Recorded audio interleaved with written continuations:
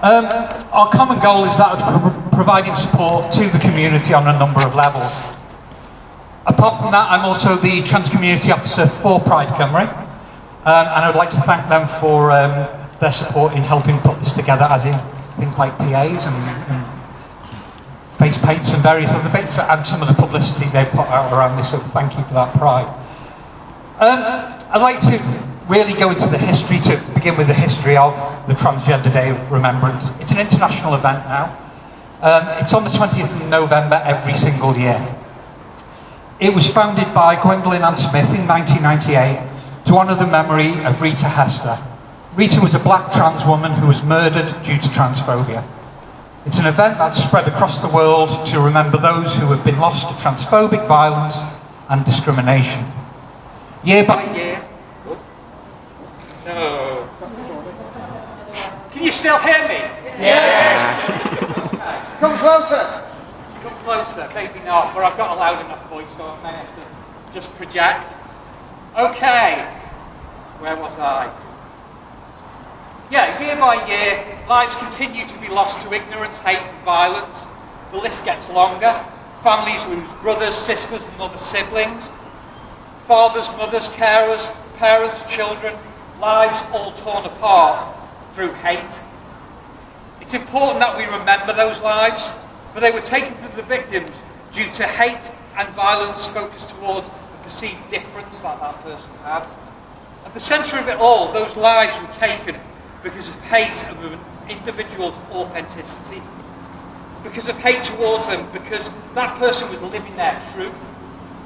There's nothing so powerful in life than the ability to live one's own truth. Truth and authenticity, but they're often attacked by those who seem to have none in some cases. Each and every year that even one person's name appears on that list of the dead, the list of the lost, is a year when we have to continue to educate, to raise awareness and to promote acceptance of all of our individual differences.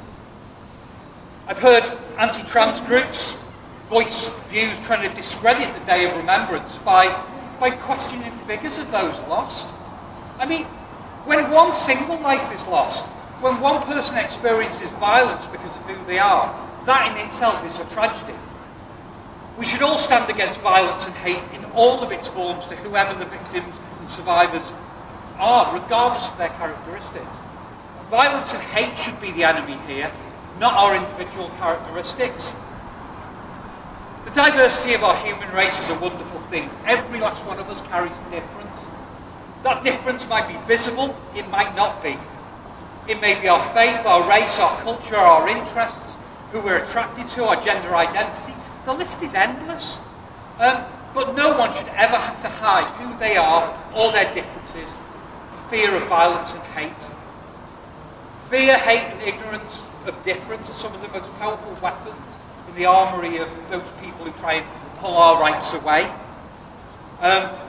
Those people who just try and seek to erase our identities, which is happening right now in this country, and we're seeing that pushback against LGBT rights as a whole. So what do we do about it? How do we disarm them? Personally, I think as well we continue to educate. We build empathy, compassion and understanding of difference, but also that understanding of our commonalities too. When I began my transition, I had a plan. I had all my hopes and dreams wrapped up in that plan.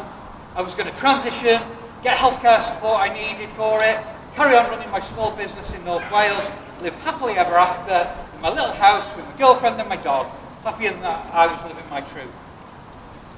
But the first time I heard laughs and somebody shouting, "Oh, look at the tranny," while walking down a local street, I knew that wasn't going to be the case.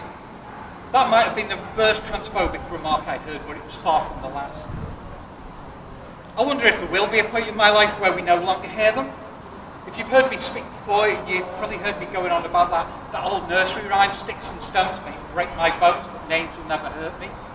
You know what? Names really do hurt. Names cause harm. Names, they cause death in some cases. Language, names, they're powerful. They can kill. It's 9 years later, and I'm a passionate campaigner now. for trans and non-binary rights. I never planned to do this. I never planned to work for charities. I never planned to give up my time to do this. But it's a sad fact right now that somebody needs to do that. And I see lots of faces here of people today who are doing that right now, standing up for our rights. Thank you one and all for attending. In those 9 years since I transitioned, I've seen a huge increase in the visibility of trans people. Trans on the telly, trans in the papers, trans people everywhere, except the visibility isn't always positive. Sure, we have some trans actors playing trans roles on TV, which is fantastic, and that sort of representation. But often when you see a trans person in the media, they're often still sensationalised, and their identity is always under the microscope. Those negative stories and portrayals that doubt a person's identity, it has serious impact. It can increase prejudice and discrimination. I can remember a few times having abuse hurled at me in the street within like a day or two of a documentary being on TV that was negative towards the trans community. We see headlines in the media aimed at the trans community that echo those from right back in 1988. Those headlines that back in 1988 led to the enactment of Section 28, which was a damaging piece of legislation that prohibited local authorities and schools from educating about LGBT+ lives. We still feel the effects of that to this day, despite it being repealed back in 2003. In recent weeks, we have seen the BBC in particular publishing inaccurate and damaging articles about the trans community that perpetuate dangerous untruths. We see and hear them target registered LGBT charities who directly support the community with heavily biased and inaccurate reporting. This all causes harm. Where is your balance gone, BBC? Where is your compassion and understanding towards minority communities? As a national broadcaster, shouldn't you be amplifying the voice of persecuted and misrepresented minority groups instead of adding to the persecution? The trans and non-binary community can only see hate and misinformation coming from your outlets right now. There has been a huge rise in the volume of voices of a small group of anti-trans protesters, supported by right-wing media. They claim that the progression of trans rights will have a negative impact on women. Please note that their definition of women does not include trans women. That exclusion sends a message to the trans community that this group of protesters do not see any trans identities as valid. This hate, misinformation and bigotry leads to harm, as we've seen in the large and continuing increase in hate crime towards the LGBT and particularly the T community in recent times. Our world is one made up from many different cultures, colours, textures, ideas, beliefs and sounds. That diversity is what makes the world go round. We all have lives made up of diverse experiences. We are all valid. One oppressed group should never think it can shout over the voices of another. And right now, that is what is happening to the trans community. So I urge you all to stand up for your trans family. Support them as they continue to campaign for the basic human right of being able to define yourself legally. In times like this, activism is so vital and important. Activism has always been a key to the progress of our rights. From Sylvia Rivera and Marsha P. Johnson to those in the community today, again, many of you here, who are campaigning for change. Activism changes the world, be that positive change. Any community engaged in activism needs allies, and also please stand up and be those allies to our community. Every person on this planet is unique. We all have a difference. Our differences should be celebrated. I'm going back to that again, it's so important. We need to be united in embracing that. It should never be used as that tool to cause discrimination and harm. So today, please remember the lost, but also think of the living and about how we can empower and support those lives, to fight like hell for them, and think of hope for the future. Thank you. First of all, I want to say angular momentum and gravity is what makes the world go round, but we'll not say that. I want to talk about what happens after today. Today is so important that we remember those who have been cruelly taken from us. But just remembering them isn't enough. I can't remember which Greek philosopher said, the best revenge is a life well lived. But actually that's true. So actually living our lives dissipates that hate. Being true to ourselves dissipates that hate. That hate will not win unless we let it. And I ain't going. And I hope you're not going either. But we do face hate. And in the face of that, I've got something to say. Am I an adult? Well, when it can't be avoided, I guess yes. Am I human? Check Lynn's head. Yup, I am. Am I female? Well, my passport says so. My driving licence says so. Pretty much everyone I know says so. And hopefully later this year, my birth certificate will say so. So I'm going to go with yes. I'm also trans. So when people say adult human female at me, yeah, that's me too. You can't exclude me just because you want to. You can't exclude me just by throwing words at me, however painful they may be to hear. And you won't exclude me in a country that supports me. I thank the Minister, and I thank Wales for being the place it has been to come out and live my real identity. And I want us to be full of hope for a future where we don't need to have this day anymore. Where people are subject to violence, hatred, and even death because of who they are. Because that doesn't need to happen. But for it not to happen, we've got to live our very best lives. So much.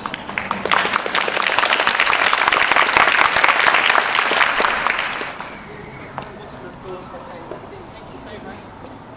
You know, Trans Day of Remembrance is a really hard day for me. Normally I don't speak on Trans Day of Remembrance. This is the first year that I have actually. I've lost 5 people that I've known in the last 20 years. 5 people that should be here today. And there's countless others that I know that I've had to talk to at 2 a.m. in the morning to stop them becoming the 6th person. And so it's hard for me to talk on Trans Day of Remembrance because I get emotional about it. You know, it's important to me. You know, those people didn't lose their lives because they were trans. They lost their lives because they're not allowed to be trans. All of us that are trans and non-binary and gender non-conforming aren't allowed to be ourselves.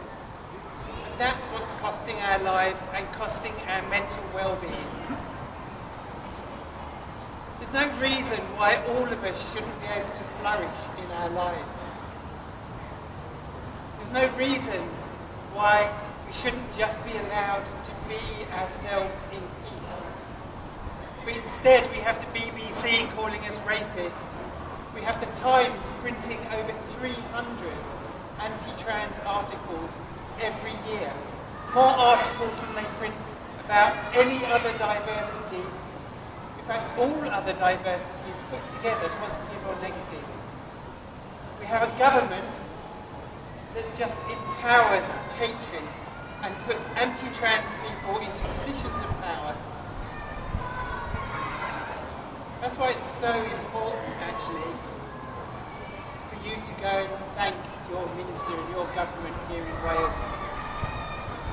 because, you know, all of the governments that we approached last year to try and stand up to the arseholes in Westminster. Sorry, I'm not supposed to say arseholes. Right. Yeah, sorry, yeah, you're right. The arseholes in Westminster. Only the Welsh Government stood with us. Only the Welsh Government signed our letter to the idiot in number 10 to stand up to the rubbish that they wanted to push forward against trans, non-binary and gender non-conforming people. And I really, really thank them for that. It's important on Trans Day of Remembrance to remember the people we've lost. It's important to remember all of those people that have had their mental well-being affected by the hate and the vileness that gets flung against us. But it's also so important to remember that you're still here and you're still wonderful. You're all valid. You all deserve to have an amazing life, and you will all have an amazing life because we will fix this. We will sort it out. Thank you so much. Thank you. Church. I'm a leader of the Gathering, the queer church here in Cardiff, and I'm a proud ally. What I'd like to do with you is share a prayer that I use in my services on T-Dog, and then I have 3 messages to deliver that I promise they'll be read.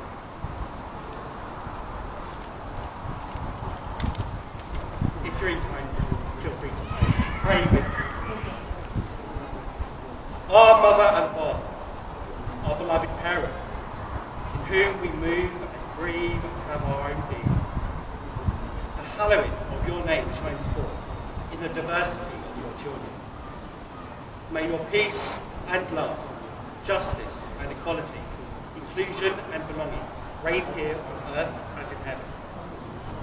Grant that your transgender children might have their daily needs met, that they might find gainful employment without discrimination, that they might have access to medical care without fear, that they might have their rights and lives protected, and that they might find a loving community to belong to and call their own.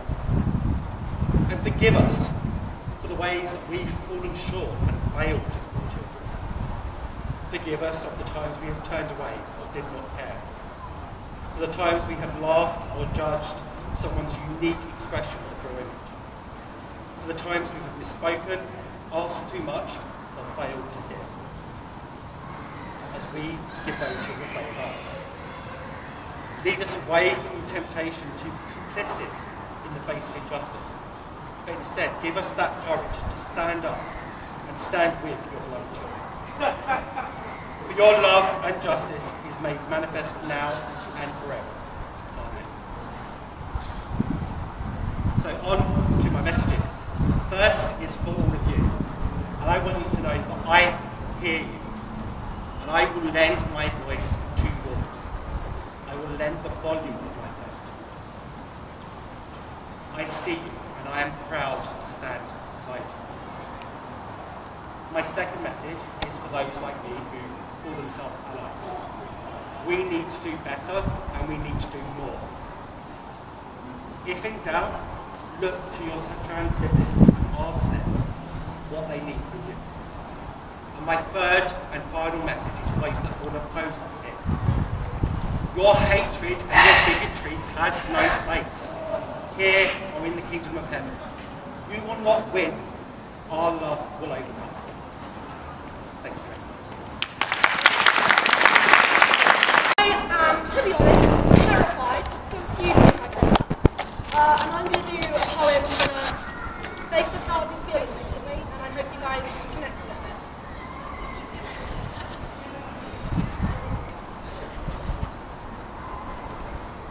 I found my nan's last will and testament on Tuesday. I filed through paperwork found in amongst records of an entity named Ella. Someone you could say I used to be. Paper rushing through fingertips, skin reading, achievements, diagnoses, one in the same. Last will and testament. You see, Ella led a sad life. Great, immaculate, Award after award passed through my hands, masking the terror of an inner psyche unconnected to the body, the house of horrors they called home. I bear witness to the last remnants of potential, crushed by so-long rose-tinted glasses, colourblind to so many flags. Last will and testament. I killed Ella in January, sending their weary, worn-out soul to the sweet embrace of death. I gave her relief, comfort, preserving the happy young girl in my mind. It was then that Ella became Juniper. I transitioned. I realised who I am in all of my purple, yellow, black and white glory. Last will and testament, reflecting on my own death, on my nan's final words blaring, a broken record repeating phrases, loops of flashbacks are scarred into my irises. I am not Ella, but I feel their pain, their primal cries of agony at the sight I cannot escape. Nails scratch at the screen of my mind. Turn it off! Turn it off! Turn it off! Lost will and testament. I am hit with mortality. What could have been, what is. My nan's death, Ella's death, reminding me of who I, Juniper, have become. Trans and fucking proud. I am a Sergeant Major. Rainbow armour is a target I use as a shield. Last will and testament. My life will not end like theirs. My will be my testament to a life I am proud to call mine. To a person I can say I love for the first time. I will scream the phrase, I love who I am. I will sing it from the rooftops. I will write it on walls. Ella's death will not be in vain. Last will and testament. Despite complications of being a Rainbow Army soldier, I have never felt more at ease than surrounded by you.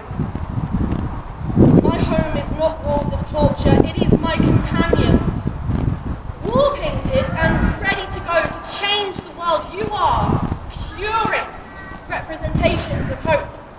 We lead, we strike the match, pioneering with fierce power and tender love and care.